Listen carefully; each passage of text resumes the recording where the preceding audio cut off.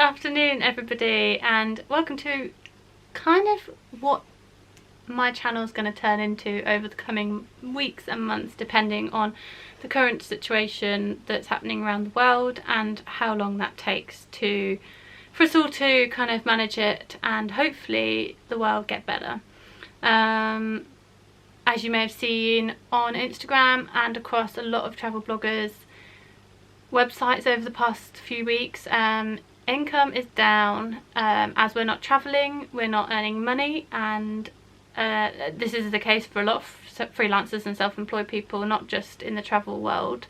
But the travel world's been hard hit because we can't go abroad, and a lot of tourism boards have slashed their budgets, or brands have put budget on hold temporarily in the uncertain times. So we're all having to make do a little bit more, and one thing that I've been seeing a lot of on Instagram and on YouTube is people who wouldn't usually work from home having to work from home. And I found that really interesting as someone who's worked for myself now for coming up to 2 years. Even though I still have another job, I have had to adapt to working from home as well. And of course, along the way I've picked up lots of tips and tricks, so I wanted to share some of them with you. My first tip would be to have a plan for the day. So I've started in the recent weeks as well planning my day ahead the night before.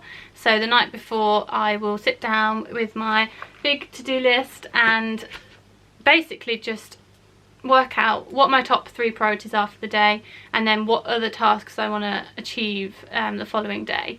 I found that really useful, and it's kept me on track, it's made me accountable, and I just think it's really useful to be able to get tasks ticked off, take action, and stay organised.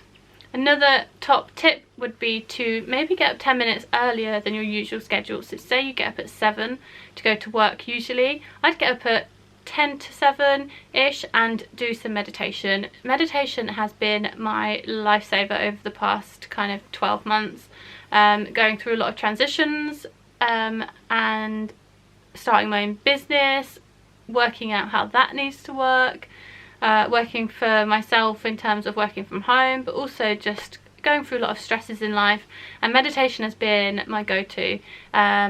It's been incredible. I always do a 10-minute meditation in the morning, whether I'm going to work or whether I'm working from home, and I find it really useful to focus my attention for the day, think about the bigger picture, and just find some peace basically. My third tip for working from home is definitely to get showered and dressed as normal.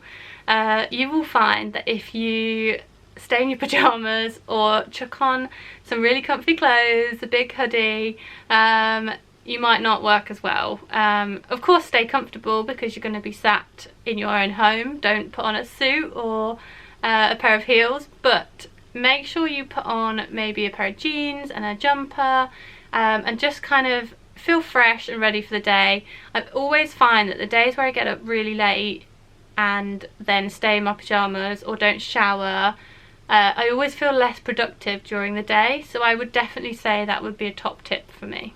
Another top tip would be to schedule little breaks throughout the day. Of course, when you're at work and in an office, you generally, without even thinking about it, take breaks.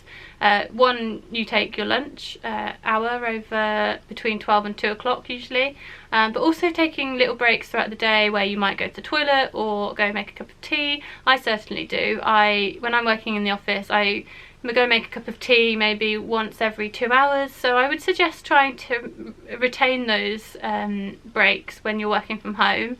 So make yourself a cup of tea, go grab yourself a little biscuit. You could give yourself a 15-minute break every now and again just to refocus and get your attention back to exactly what you were doing. That will ensure that you're really productive throughout the whole entire day and not get to kind of the 3 p.m. slump and just want to have a nap. Another top tip would be to only check your phone at specific times. I've seen some top tips which said email as well, but my job is very much on email, so I'm always on email throughout the day. But phone definitely, because I've found a lot in the recent past that I'll pick up my phone, start looking at it for a purpose, to check something, to Google something, to check a date, check a meeting time, and I'll end up on Instagram or Facebook and I'll be scrolling for 20 minutes, put my phone down and realise that I've not even done the task that I wanted to do in the first place. And that's how distracting social media can be, and your phone is linked to all your social media accounts, so it's easier just to put the phone down, turn the screen upside down and put it somewhere else in the room, whether you're working in your lounge, your bedroom, or in an office. I would put it out of the way so that you can really focus and be productive on the work that you're cracking on with. Another top tip would be to break down bigger projects. So often when you're working from home, bigger projects can seem a bit daunting, especially if you're used to working in an office environment where you can go over to your colleagues, get some good advice, get some tips, or pass over comments or feedback or whatever. But working from home, it's a lot more difficult, and it can often feel quite overwhelming when you feel like you're on your own. So I would say break down bigger projects into smaller tasks and just simply work alongside your plan for the day. Maybe do a plan for the week, if that works for you as well. If you're working on some really big projects at the moment, maybe separate them into your 5-day week, and then plan them out from throughout your day. I think that would be the easiest thing to do, because just being overwhelmed alone will just make you not be productive.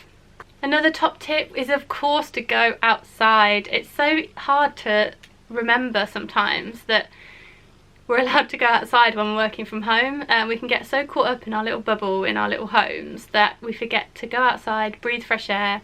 So I'm going to be trying over the next couple of weeks to a month, however long it is that I'm working from home full time, to go for a 15-minute walk, either in the morning, either at lunchtime or at the end of the day. I would maybe recommend morning or lunchtime, preferable to the afternoon, because it will keep your mind focused, it will give yourself a little bit of a break, and fresh air is just the best medicine, so I would highly recommend. To be inspired when you're working from home can often be a bit challenging, so I would recommend listening to some TED Talks. TED Talks are just the best thing ever if you want to learn something new, increase your knowledge on a topic, or just escape a little bit for 15 minutes. They're usually, between 10 and 15 minutes. And I've watched some incredible TED Talks over the last couple of months, and I just find them really useful. There's a TED Talk for everything, whether you want a TED Talk on your career, or being an introvert, or being vulnerable, or relationships, or how businesses work, or how music is recorded and produced. There is a TED Talk for everything, so I definitely recommend checking TED Talks out if you want a little break mid-afternoon just to refocus your attention. And my final tip for working from home would be to stay connected. With the world in the current state that it is, it's going to be really difficult for us to socialise, but we've got to learn in the coming months and years potentially to start learning how to socialise virtually. This is an odd time, but we are so lucky that we have the technology available, which gives us all the possibilities of being able to connect virtually. We have FaceTime, we have WhatsApp video call, we have Skype, we have Zoom, we have Microsoft Teams, and I just think we're going to need each other as much as we can, and we're going to need each other all the time over the coming months, and I just think it's really, really important that we stay connected. And I would recommend on a day working from home, not every day if this is too much, but maybe first thing in the morning, over lunch, or last thing at the end of the day, is give your colleagues a call, arrange a video meeting, FaceTime your best friend from home, anything that keeps you talking to people, socialising, whether it's in the virtual world or not.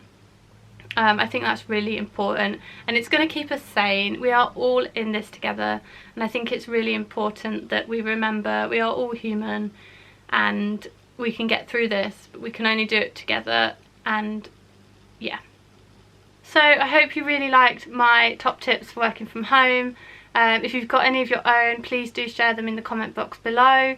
If you love this video, hit like and subscribe. I'm going to be sharing a lot more videos over the coming weeks and months to do with lifestyle and career and well-being as well, instead of my usual travel content, because I won't be travelling over the next couple of months, and I still want to be able to communicate with you guys and kind of let you know what I'm up to. So yeah, stay tuned. I hope you're all well and speak to you soon.